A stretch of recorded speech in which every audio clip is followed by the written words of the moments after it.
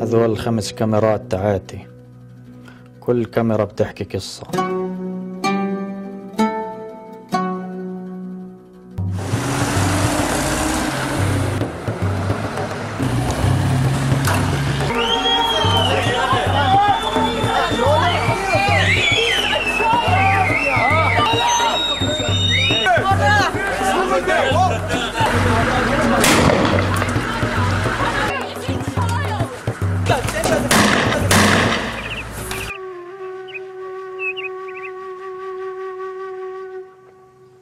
ولا مرة فكرت اني اعمل افلام.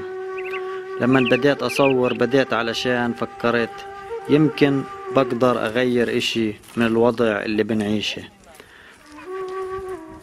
من وانا صغير حتى كبرت وانا بشوف وبحس كيف المناظر الطبيعية بتتدمر وبتتغير.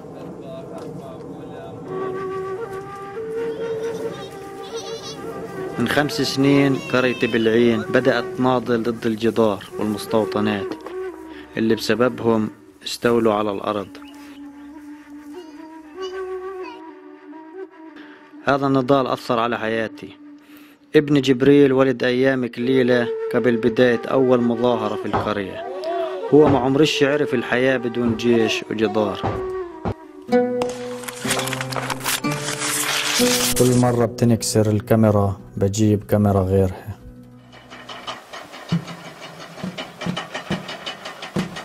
كمان اصحابي اللي ربينا مع بعض تأثروا بالنضال. ماشيين خلي ليش ما اهل البلد يجوا وقفوا معنا، فيش الا انا وياك وعايد شايفين هلا لبوز المدفع والولد الصغير هذا. يعني شو بدنا نساوي؟ هذا هو باسم الفيل، بحب الجميع والجميع بحبه، الكبار والصغار.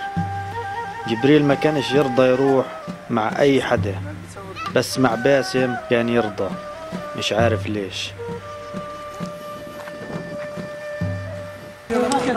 قوم سلام قوم سلام مش فاضي تاع صوتي يا قالب.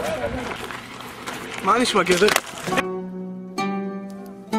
وش شو هاد؟ والله جبل صفة ما عرفناش نصيله. شله مولع شله هيته. 4 ساعات كان معوقين. 4 ساعات صار معوقين. هذا أديب اللي كل يوم بيستنى ساعات حتى يقدر يمر مع عيلته على أرضه. صريخ لشتيل زي بقى ده ماشي لانو زو لو لقدير ما قدير زي ليش. أديب والفيل هم دائما يقودوا النضال في بالعين.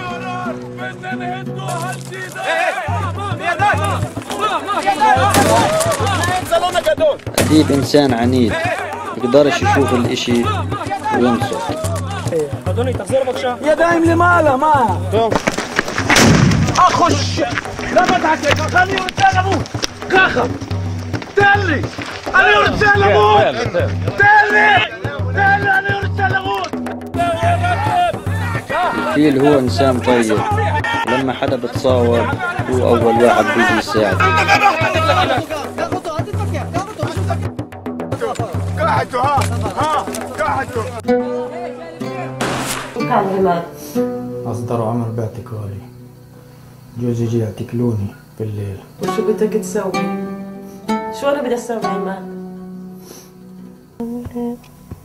يلا نتهجى جبرت عينين، يلا نام. أني اعتناي فاني ببايتش لي بمطلع السلام. Happy birthday, happy birthday. شكرا. Happy birthday.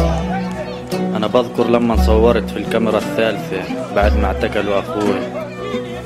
أبوي وأمي حاولوا يطلعوه من الجيب، ما قدرتش أعمل شي. فكرت إذا بصور ممكن أقدر أغير شي.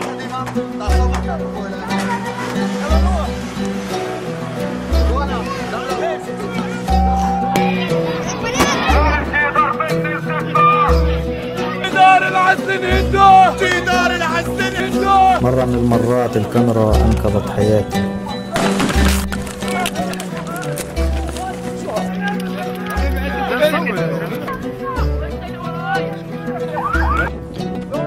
أنا بفكر في كل ولاد اللي مثل ابن جبريل أو ابن أديب بعد ما اعتقلوا أبوه.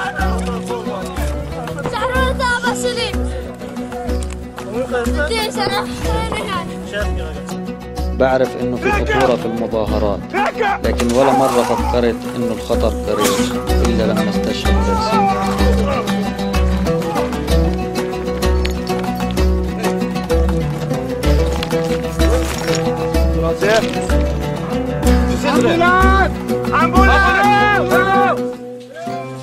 أنا رايح أستمر في التصوير لأن الكاميرا بتخليني أواجه كل التحديات وتساعدني على البقاء.